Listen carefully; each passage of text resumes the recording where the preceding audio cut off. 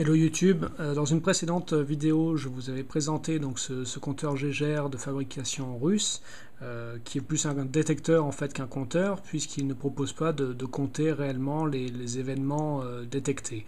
Il n'y a aucun affichage spécifique, on entendait juste les bips et c'était un comptage manuel des bips qui permettait d'estimer la dose reçue.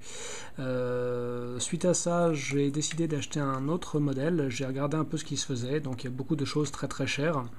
Et j'ai quand même pu trouver un modèle qui est à mon sens le plus intéressant en entrée de gamme, qui est le GM C300 produit par la firme américaine basée à Seattle, GQ Electronics.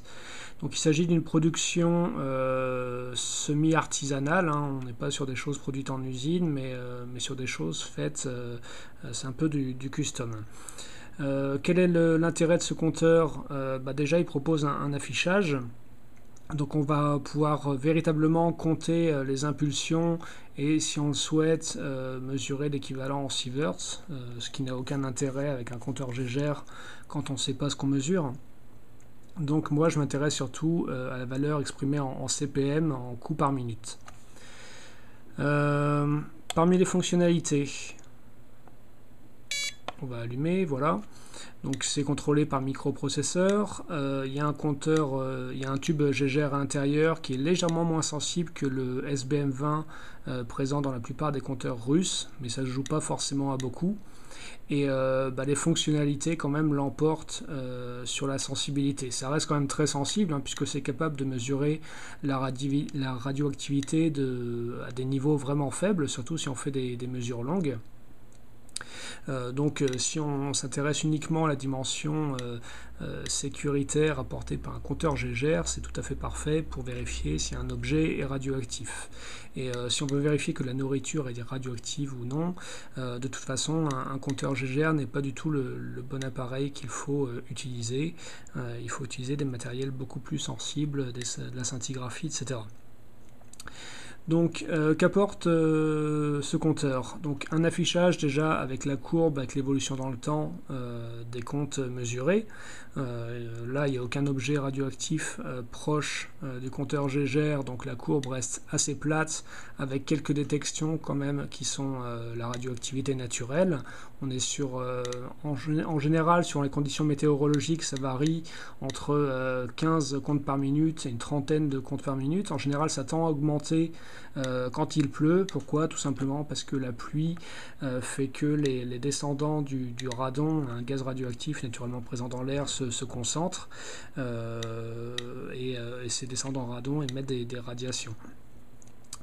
On a un affichage qui est possible de faire évoluer, donc on a plusieurs niveaux de zoom, comme vous pourriez le voir. On peut avoir un zoom automatique. Je connais pas bien les boutons en fait.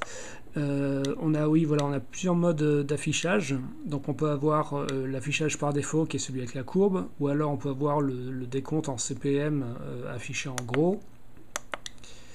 On peut également avoir la valeur, on peut avoir un affichage avec plusieurs valeurs à la fois exprimées en CPM et en millirem par heure, qui est un équivalent du sieverts. C'est une unité de dose, sauf que ça n'a aucun intérêt quand on ne sait pas ce qu'on mesure. Et on a également le nombre total de détections depuis l'allumage du compteur. Niveau énergie, c'est à l'intérieur une batterie de 9 volts rechargeable qui est alimentée par une prise USB standard, et cette prise USB permet également d'interfacer le détecteur à l'ordinateur, ce qui permet de faire par exemple des mesures longues, puisqu'un logiciel est livré avec, qui permet d'enregistrer en fait les mesures. On peut même faire un enregistrement permanent des mesures, hein. On peut imaginer un PC dédié qui serait en fait un appareil de mesure permanent de la radioactivité. Là il y a des fixations pour les vis, donc on pourrait faire une station de monitoring de la radioactivité. Donc c'est vraiment un appareil sympa, la construction raisonnablement robuste. Si j'étais à l'extérieur, je le mettrais peut-être dans une pochette plastique, histoire de le protéger des éléments. mais ça fonctionne plutôt pas mal. L'appareil est livré de plus, ça c'est vraiment remarquable, avec un adaptateur pour brancher sur une prise allume-cigare dans la voiture. Donc on peut brancher tout périphérique USB, dont ce compteur GGR. Donc ça c'est vraiment très bien quand on souhaite se balader et recharger son appareil. L'appareil est également livré avec une multiprise américaine permettant de recharger l'appareil, toujours en permettant de brancher le câble USB. Le câble USB est fourni et on a également les logiciels pour Linux, et sur le site du fabricant on peut télécharger les logiciels PC qui permettent de monitorer, de récupérer les chiffres du compteur GGR. Les clics que vous entendez sont les détections. On peut les désactiver dans le menu. On a des préférences, vous voyez, avec une interface assez simple, spartiate mais simple et efficace. Donc on peut désactiver les clics de détection. On peut également spécifier des seuils de radioactivité qui vont déclencher une alarme. Il y a une fonctionnalité pour économiser l'énergie qui va en fait désactiver l'affichage et les clics, et l'appareil se mettra en veille. Et voilà. Donc petite démonstration, on va approcher un objet radioactif. Donc le tube se situe ici. On voit normalement sur la vidéo que c'est un peu plus sombre. Pourquoi? Parce qu'il y a un petit jour qui est volontairement fait juste derrière la façade en plastique. Ça permet une meilleure sensibilité. Comme ça, les rayonnements les plus faibles ne sont pas bloqués par le boîtier en plastique. Donc nous allons approcher un petit verre qui est une broche en verre contenant de l'uranium. Et l'on voit tout de suite que, voilà,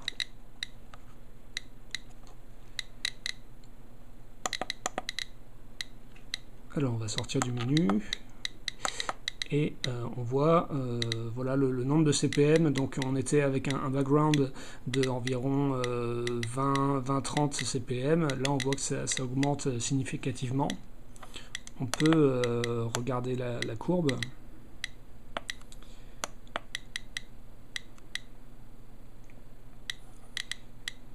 Et on va s'apercevoir que ça monte. Donc là le niveau de zoom est assez faible. On va se mettre en 0,5.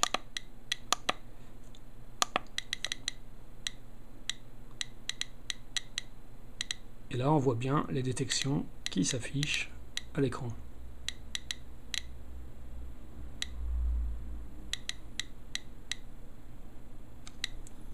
Je vous disais qu'on pouvait brancher cet appareil en USB, donc je vais pouvoir faire une démonstration tout de suite. Donc on branche le câble, voilà, pas forcément facile avec la caméra, et on lance un programme que je vais vous montrer juste au-dessus.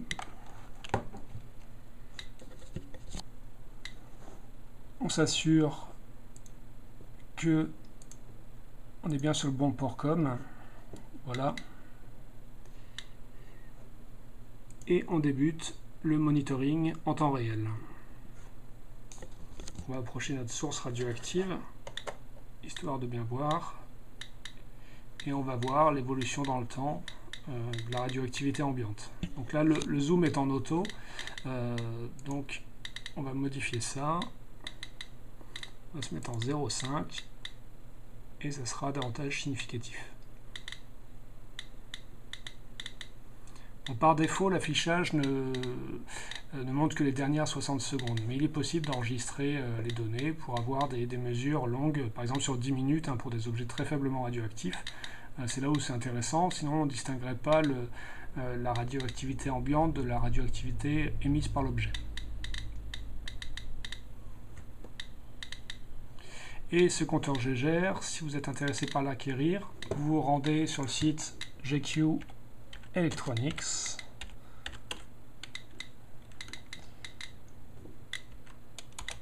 Voilà. Notez que les fabricants vendent également sur eBay.